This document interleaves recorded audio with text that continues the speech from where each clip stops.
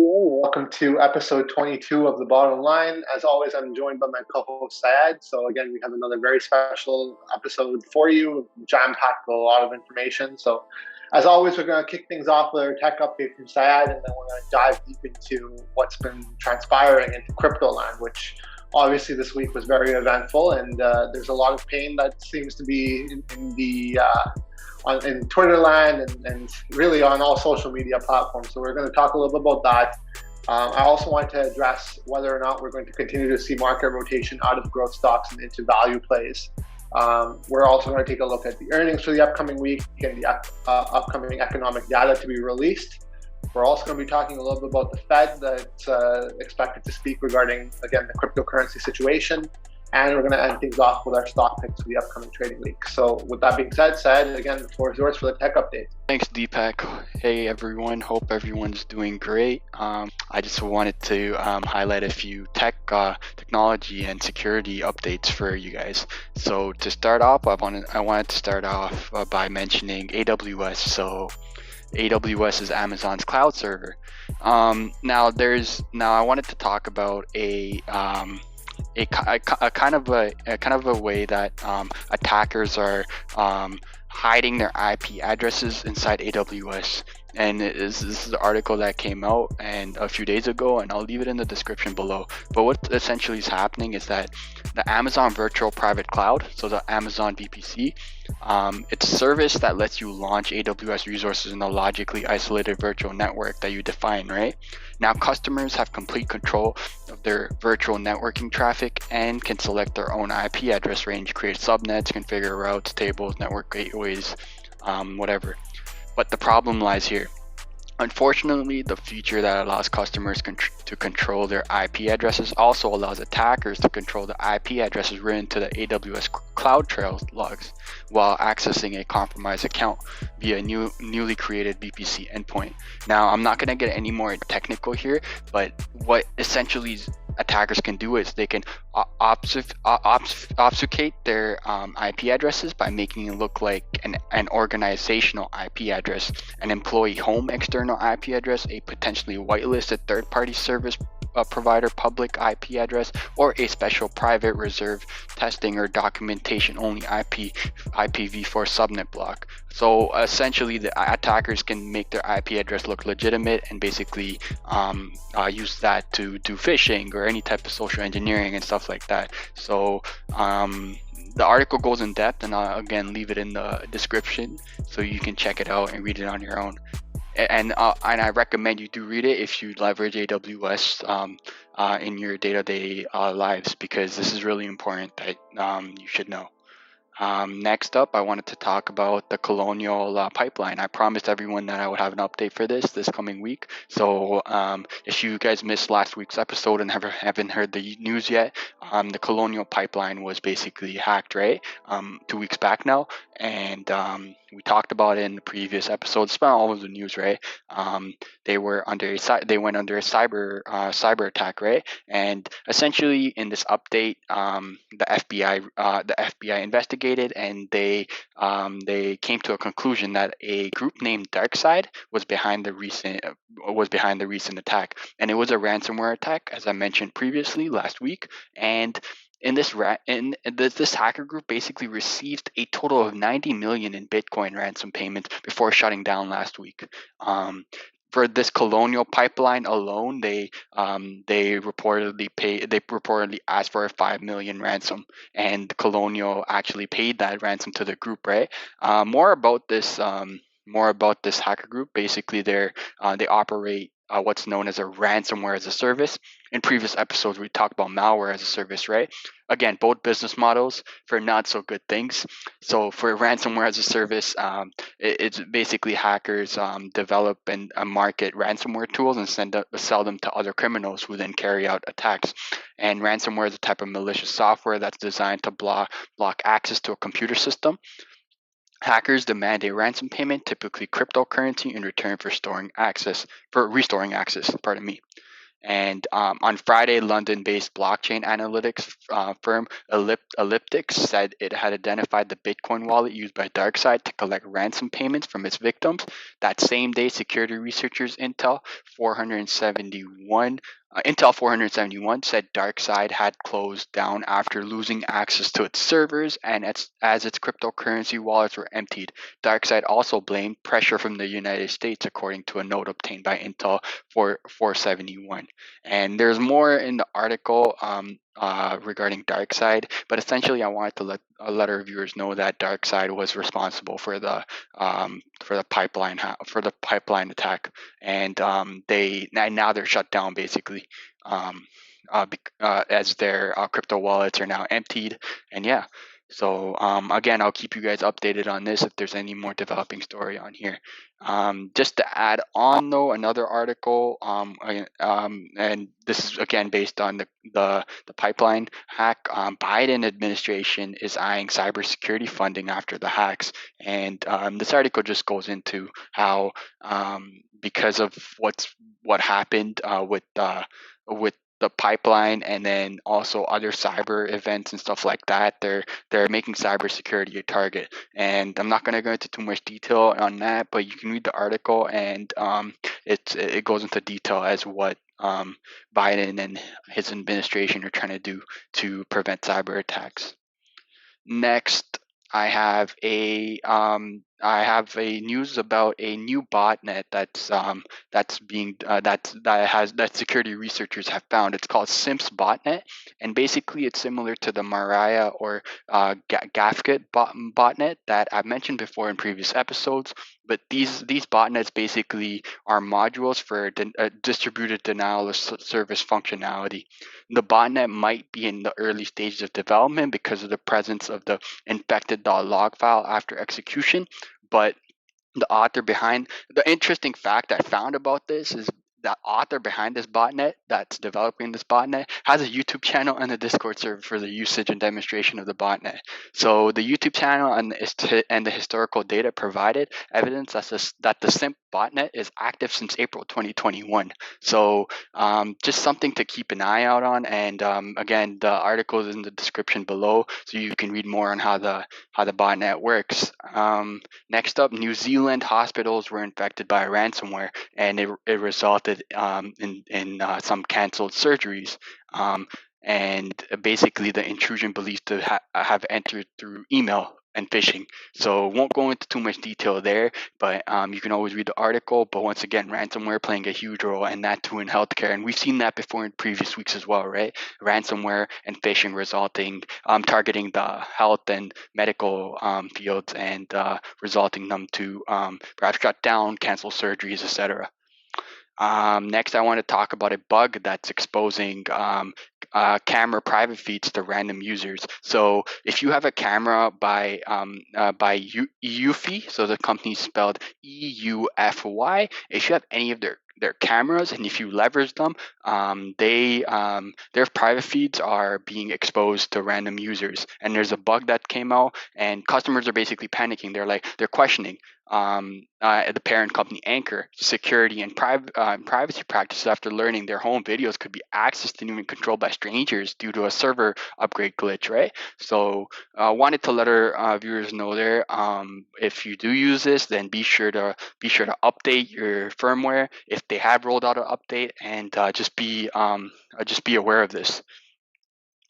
Next up, I wanted to talk about a blind SQL injection flaw in WP statistics that impacted 600,000 sites. So basically, expert discovered a time-based blind SQL injection vulnerability in the WP statistics plugin, which is installed on over 600,000 WordPress sites. So if you use WordPress, this plugin is going to be on your WordPress site, like more than likely. So be aware of this vulnerability, and if you do use WordPress, just be aware of it, and make sure your site's secure. That's all I'm going to say for now, because I don't want to go into too much depth. But again, read the article, reach out if you have any questions.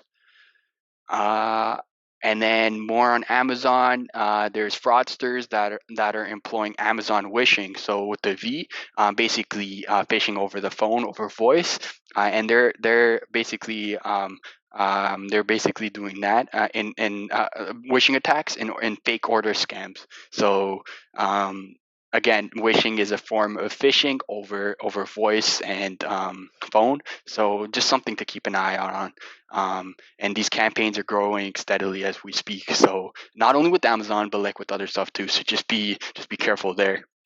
Almost done here. Just a few more things to go. So Doncaster insurance firm, it got hit by a Darkside ransomware gang. So again, this is a insurance firm in England, and they got hit by a ransomware.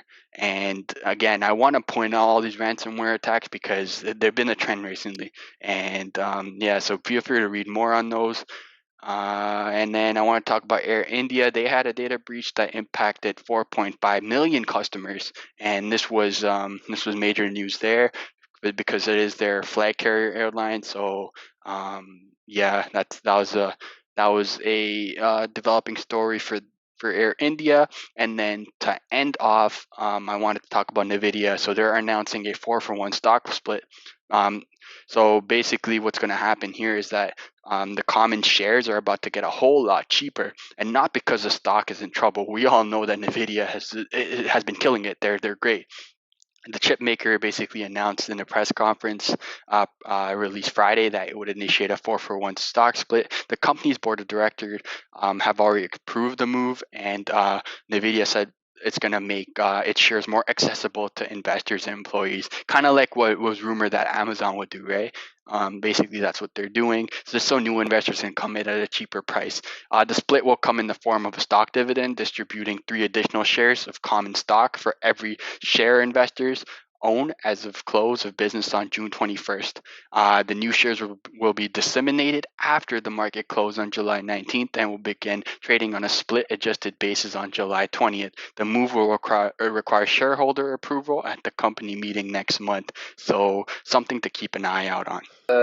Tech update there. So now just moving on to the next segment that we have here. Obviously, it was a very active week for those that are holding cryptocurrencies, and there's a lot of more news coming out, and I think it's going to be another eventful week ahead for cryptocurrency holders. Just briefly mentioning, there's going to be a Fed announcement coming from the Fed Governor Lael Brainard, who is set to speak about digital currencies at the Virtual Consensus by CoinDesk Conference on Monday. Given volatility in the cryptocurrency market, her comments will be closely watched, obviously. And elsewhere, Atlanta Fed President Raphael Bostic and Kansas City Fed President Esther George both speak on Monday. Fed Vice Chairman Randall Corlez is due to testify on the Fed's supervision and regulation of the financial system before the Senate Banking Committee on Tuesday. So that's what's in store from the Fed. And then just to give another brief synopsis of what happened in cryptocurrency land here. So obviously, Bitcoin has seen a massive whipsaw. So it's the world's largest cryptocurrency. It extended losses on Friday after China announced they'll crack down on Bitcoin mining and trading activities. Keeping in mind, China has been speculated to do this for a long time now, so this isn't exactly news. But earlier in the week, Chinese industry bodies tightened the ban on banks and payment companies providing crypto-related services.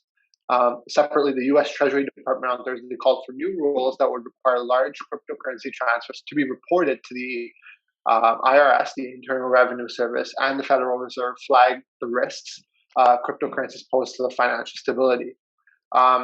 Since it hitting an all-time high just under 65,000 in mid-April, Bitcoin obviously has fallen sharply, but it has regained some ground after plunging to almost $30,000 last Wednesday. Leveraged positions in Bitcoin and Ether futures fell sharply last week, which tracks actually retail trades, not industry or not those major funds, right? So this is just tracking retail. This indicates that some retail traders have probably folded their tents, and the crypto bubble has started to unravel, and data from different exchanges suggests that retail investors are capitulating. So capitulating means they're throwing in the towel and they're packing their bags and going home. So again, Sad, like these are the types of articles that are coming out now. I just wanted to get your thoughts. Like, where do you see the cryptocurrency market going from here? Yeah, so you mentioned a few points that I wanted to actually bring up. So first of all, yeah, we are seeing everybody talk about cryptocurrency and how it's going down, and I feel like new investors aren't used to the volatility.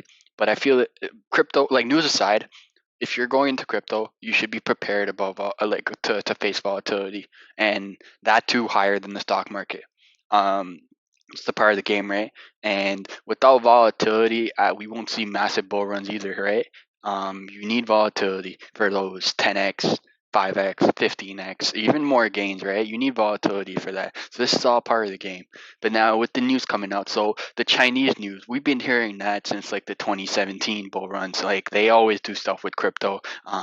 And but one thing to keep in mind, and I brought this up before, China really like what this is specifically to Bitcoin. China controls, I believe, the stat is 80% of crypto of Bitcoin mining, and the question really comes: is Bitcoin really decentralized? If one nation has the power to like stop mining Bitcoin or like to influence the mining of Bitcoin, right? So I'm not surprised with the news coming out of China, as they always have a big influence with Bitcoin, and they've always tried to like ban it or whatever the case may be, right? But then we have other nations too, right? Like India, for example, Turkey, and obviously the U.S., right? And them like they're gonna keep they're looking at decentralized cryptos as well, and looking to find a way to like deal with this, right? Perhaps making their own coin or stuff like that. We've heard rumors about that too, how the U.S. wants to make their own coin, and yeah. So basically, what I want to tell our viewers is,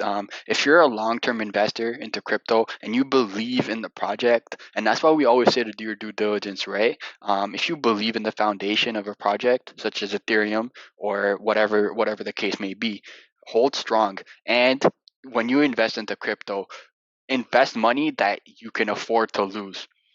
Once you follow those two factors, I feel like these dips and the news circulating around crypto and all that really shouldn't bother you. You should just sleep freely, and look, and like as time passes, look at your holdings, and you'll see long term gains, right? Because this comes with crypto, the volatility and all that stuff. That's a part of the game here, right? So that's my 2 cents on it. And once again, like, try to buy the dip. And when I say buy the dip, maybe like don't try to find the lowest point where like you're comfortable going in, because I feel like a lot of people, like, they keep buying the dip and then they end up losing money. So again, this is really hard to do, to find the lowest point of entry, but maybe set a point of entry for yourself, right? That, for example, you want to get into Ethereum. If Ethereum gets to $1,500, then that could be your buying point, right? So stuff like that. And don't blindly follow social media and stuff like that too, because there's a lot of misinformation out there. Do your own research, do your own due diligence, and just just invest smartly. That's all I can say. And you make two great, you make a bunch of great points there. I have two main points that I wanted to bring up myself, and that one of which is that if you're sweating over these losses here, chances are you are over levered, and like you mentioned, only invest what you're comfortable losing, right?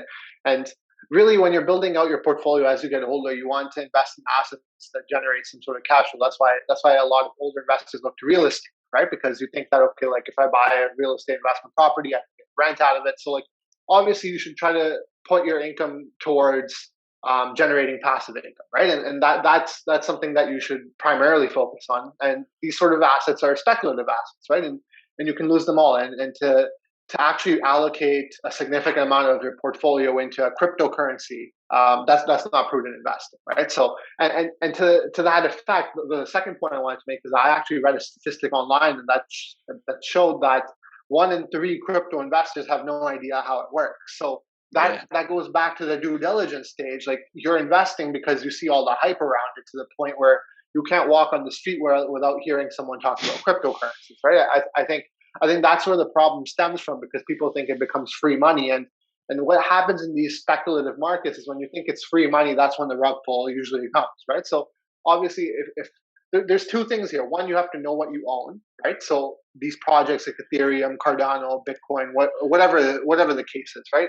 If you're convicted about them, you've done your research, you know it has long-term legs. You're not going to be fretting whether there's going to be China fears or whatever the case may be, regulation fears. That's not going to be an issue. So that's the first part of it, being aware of like you know what you're invested in and you know it has long-term legs. That's one thing to ease the fear. The second thing is you don't want to allocate too much money into it because obviously it's very speculative in nature. And we were warning people who would ask us like whether it's a good time to invest in cryptocurrencies at the time. We even said like cryptocurrencies, especially at those levels that we were seeing them at, are very speculative bets. They've run up significantly, thousands of percent, some of them, and they were due for a correction. You never know when it's going to come, right? So that's why if you want to go into something like this, that still to me is unproven at this point, you have to know what you're buying and you have to know that the amount that you've allocated is something you're willing to lose all of, right? That ultimately, if you can take care of those two items, then you're not going to be stressed and you will be able to hold strong on these, right? So those are the main things that we have to look at. And Syed, you mentioned as well for the day traders, day trading cryptocurrencies is tough because of all of the gas fees that you have to pay. Like maybe you just look at the stock market if you just want to make a quick day trade, right? Like you got to be aware of these ancillary things that come into play here, like whether it's transaction fees, whether it's the potential of an Elon Musk Black Swan event, whether it's the regulation. Like you just have to be very aware of the space that you're invested in, and as long as you can do that, you'll be able to get through this phase.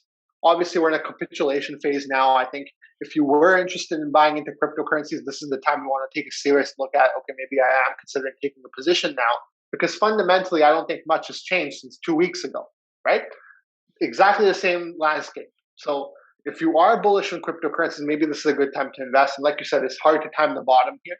But you know what? That's why I mentioned phase in. Take 25% of your intended position now, keep adding to it as you go forward if it keeps on going down, right? So these are the tools that you have in place, and obviously to keep your peace of mind. Again, do your research and only invest what you're willing to lose. So I know I'm stressing that quite a bit right now, but it's so important. And you can see the pain that you see on social media. It's because of people blindly putting their money, lots of it, more than they can afford to, into these sort of speculative bets. And then when they get margin calls because it's gone down 50%, they're left holding the bag, and that's something we don't ever want to see. So Yeah, again, I'm let this glad be you. Yeah, go ahead. Sorry. Go ahead. I just wanted to say, like, let this be a lesson. And if you have experienced this, that you should correct your actions moving forward to make sure this doesn't happen again. Yeah, for sure. Great points, and that reminded me. I wanted to let our viewers know about the you may or may not know because we posted on our social media, but the token called DeFi 100. Great prime example of this, right? They were a token, quote unquote, shitcoin that told everyone that, oh, we're going to take you to the moon and stuff like that, right? And the other day, yesterday, unfortunately, and it really feels bad for all the investors that put their money into it, but their website pretty much said that you got scammed and we're walking away with their money. Um, Got it. Yeah. yeah, so that's where we say you gotta know what you're investing into, right? And education is key there, and that's why we want to use our platform here to educate you guys, right? So you know what you're investing into, how crypto works, what you're investing into, and all that stuff, because we don't want you falling into these scams, right? Like DeFi 100, Shiba Inu, and all those coins, right? Yeah, exactly. Like that's where it goes that back to, right? Like why are you investing in Hoj? Why are you investing in Doge? Why are you investing in Shiba Inu, SafeMoon? Just because of the name? Like obviously this something like this is very likely to happen when you do things like that, right? So Yeah. again, let this be a lesson learned, and hopefully we those watching and have gone through this don't have to go through this again, and they've learned Yeah, the lesson. and just to tell our viewers how like these coins really get like publicity, right? Like anybody can create a token. It's not hard to create a token, right? But like what these people do is they create a token on the Ethereum blockchain or any other coin's blockchain, right? And then they get influencers on social media and basically tell them to hype up their altcoin. These big influencers hype up that specific token, even though it has no foundation. And then people like you and I, Deepak, or anybody else scrolling on social media, Reddit, TikTok, Instagram, Twitter, unfortunately, we put our money into it because we see the people that get in first, they make the huge gains, and then we're like, oh, we can make this gain too. And then next thing you know, scams like DeFi 100 happens, or you lose all your money, right? So again, we were reiterating it again. Do not invest into something you don't know. You don't know the foundation behind, right? And know your risk tolerance, do your due diligence, all that good stuff. So yeah, don't wanna carry this segment on too long, but this is all fundamental stuff and imperative stuff for anybody that wants to get into the crypto market. So moving on to our next portion of this week's episode, I wanted to highlight the economic data that's expected to be released this week. So the key data to watch in the coming week will be Friday's personal income and spending data, which includes the personal consumption expenditures PCE index. The core PCE, excluding food and energy, is the Fed's preferred inflation measure for its 2% flexible average target. And it was up 1.8% in the 12 months leading up to March. The data could test the Fed's resolve to keep up asset purchases at their current pace in the face of an economic inflation rebound. And data on consumer confidence, house prices, and new home sales, which is really important for those looking at the real estate sector, are out on Tuesday, while figures for durable goods orders and initial jobless claims will be released Thursday. So there's a lot of, lots of data coming out this week that the markets will be keeping a big eye on. With that being said, I wanted to also mention a little bit more about the market rotation. We've already seen a lot of rotation out of the growth stocks and into the value plays. So there's an article that really summarizes what we've seen so far and what we might be able to expect. So just briefly highlighting, again, with a few days left in the month, the tech-heavy Nasdaq Composite and the S&P 500 are down month to date for May, losing 3.5% and 0.6% respectively. In contrast, the Dow Jones Industrial Average, which is really the benchmark for value plays here, has risen around 1% so far this month, as inflation concerns continue to loom over the high growth names that we've seen take quite a bit of a beating. So really, investors have been spooked by concerns about the future path of Fed policy in the face of rising inflationary risks. Last week's Fed minutes suggested some policymakers were ready to talk about reducing stimulus by tapering bond purchases. And analysts expect the rotation out of growth and into value to continue as economic recovery takes a greater hold. Investors have to change their mindset and understand that tech is going to be a longer trade now, and they're unlikely to see that 20% pop that we saw in Apple last year over the next couple of months, said Sylvia Jablonski, Chief Investment Officer at Defiance ETF. So obviously, a lot of big time analysts are expecting more and more rotation out of these growth stocks, which again, we've seen so many of them already get beaten down so hard over the last really 2 months now. Part of it is obviously the inflation risk, because as the interest rates continue to skyrocket, to sort of offset it, even though the Fed said they were not going to look at raising the interest rates, if inflation continues to be a lot higher than we anticipate, I think the Fed will start raising those rates. And as you raise the interest rates, mathematically speaking, your discounted present value of future cash flows goes down. And if that's the measure of how you're going to price a stock, especially these high growth names, then obviously they're going to be impacted quite heavily by it. So again, there's so many factors at play here. In addition to the fact that the growth names saw a massive run up last year, which again, parabolic moves up usually lead to a correction in the near term, which we've seen in growth stocks, we've seen it in crypto now. So again, I think as we see more and more inflation, we might see a continued rotation. And again, you don't know when these growth stocks are going to bottom, but they're going to continue to flow capital out of the growth stocks into these value plays. And even as the growth stocks continue to rebound, maybe they have bottomed out. Maybe they are going to make a slow climb up. You're not going to see those massive jumps of 30, 40, 50% over a matter of months that we saw in 2020. So I think as investors, we will have to taper our expectations to recognize the fact that the stock market doesn't work like it did in 2020. You don't usually see returns quite that significant.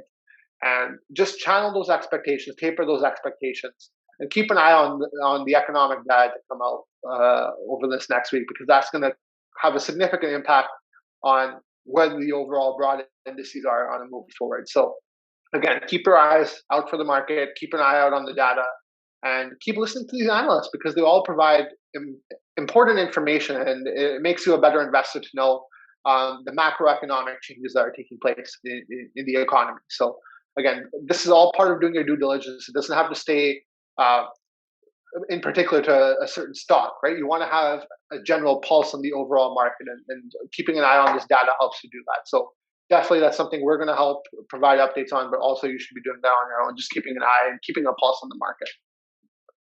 Absolutely, yeah. And just at the time of this recording, speaking of doing your due diligence, I wanted to deviate back to DeFi 100, and I was just looking at their Twitter, and they actually claimed that their website was actually hacked, and they didn't make any exit. So thought I would let our viewers know about that. Again, they still haven't paid, made any, people are still accusing them of stealing people's money. But again, that's what happens when you don't do your due diligence and invest in something that you don't know anything about, right? So yeah, you brought up due diligence, and that applies to stock market and crypto and the crypto market as well. So yeah, and once again, we'll keep you guys updated. Looking ahead to earnings, again, earnings season is continuing to wind down now. We had a lot of big names already report over the last few weeks.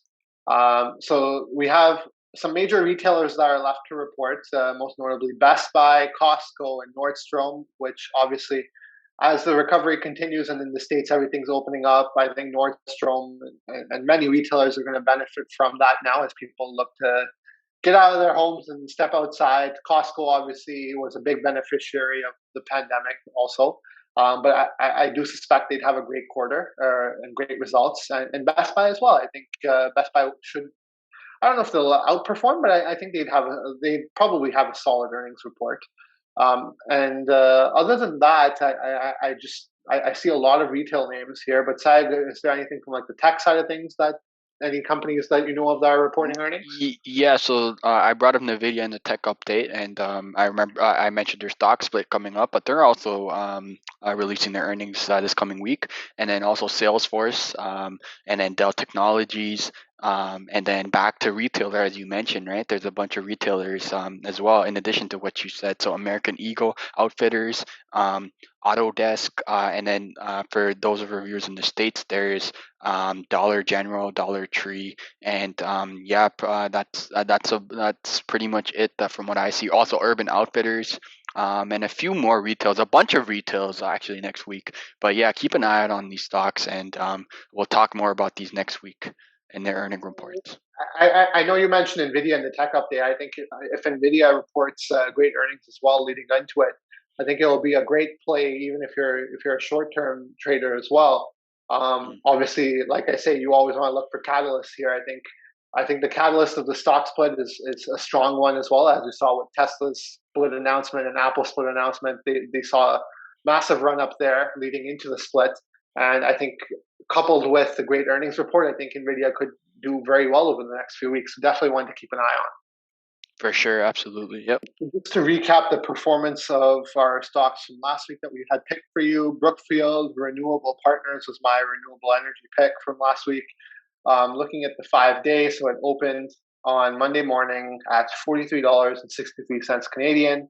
Yep. Basically went up steadily throughout the week, really. You saw a little bit of a dip on the 19th, but for the most part, it was almost straight up here. And really, it closed the week about 11.5% higher, ending off at $48.55 Canadian. So, yeah, again, 11.5% for a week is, I think, a pretty good swing for those who are actually holding for the short term. Obviously, I think this is a long term play here. So, if you do have Brookfield Renewable Energy, it was a nice run up this week. But again, I think there's a lot more room to go for this one. Canadian solar stocks, same sort of deal here. Opened the week $36.01. And really on May 19th, again, it got a little hammered there, dropping to about $35, but again, made a swift recovery. And really, we closed the week at $39.05 for an overall gain for the week of about 8.5%. So again, the renewable sector saw a decent return this week, 11.5% on Brookfield and 8.5% on Canadian solar. So again, no complaints for the short-term performance, but I think it's a long way to go. Right, yeah.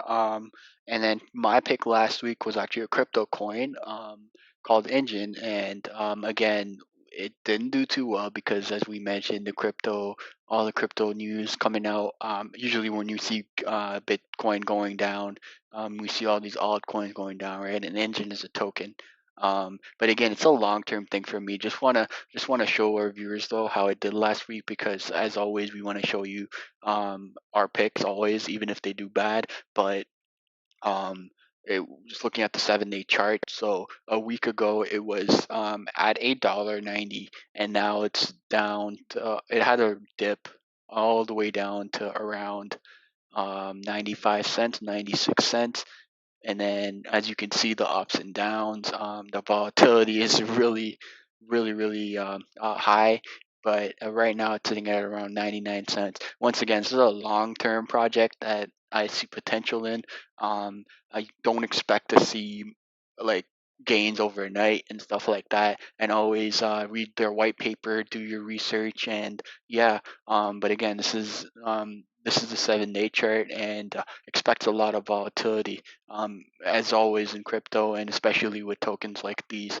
Now, moving on, we're going to talk about our stock picks for this week. So, Deepak, I throw it to you. More of a controversial play here again, given the basically collapse of the crypto market here. But I think Coinbase would be a good bet.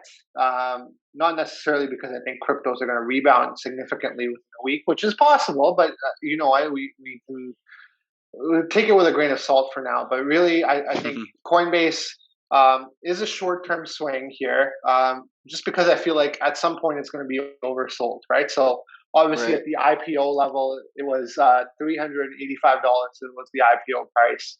Now it's all the way down to about $224. So like you're down over, I think about 40%, maybe more than that. My math might be a little off here, but again, I think given the fact that we basically saw a flush in the crypto markets, I think I think we're due for a bounce to some extent, and if that's the case, you might see a good return on Coinbase. Again, it's a riskier pick. It's definitely not something like Brookfield Renewable or Canadian Solar, but again, if you are a short-term trader, this might be a stock you look to for a bounce at least. So keep your eye on this one. Again, it's riskier, but if you have the risk tolerance for it, then take a look at it. For sure, yes. And for my stock pick for this upcoming trading week, we talked about this one a lot. Started off the tech update by talking about this NVIDIA. Of course, we talked about their stock split coming up, and then also their earnings report coming up. And just keep an eye on it. It is a bit pricey right now. But once again, once the stock split gets finalized, it's going to be a great buying opportunity. And this is not only for this week. Keep an eye on the stock for the coming weeks ahead, especially when the stock split comes in and the price per share lowers. New investors can come into this, right? Again, this is an amazing company. They make great products, great chips, and I truly believe that the future is bright for this stock and this company overall. So not only for this week, but the weeks and months and years ahead. Keep an eye out on this. All right, so that wraps up weekly episode 22. As always, we hope that the content we provided to you guys is helpful and educational. If you enjoyed this week's episode, be sure to like this episode on YouTube, and be sure to subscribe to our YouTube channel. For those of you streaming the podcast on your favorite streaming platform, be sure to follow us and keep listening to us, as our goal is to provide you with the best content possible. Be sure to follow our social medias, TikTok, Instagram, as we have a special announcement coming up for episode 25, and that's 3 episodes away, so look forward to that. And with that being said, I myself, Syed, and my co-host Deepak would like to wish you a very happy Victoria Day, and we will see you guys next week. Have a great long weekend, everyone.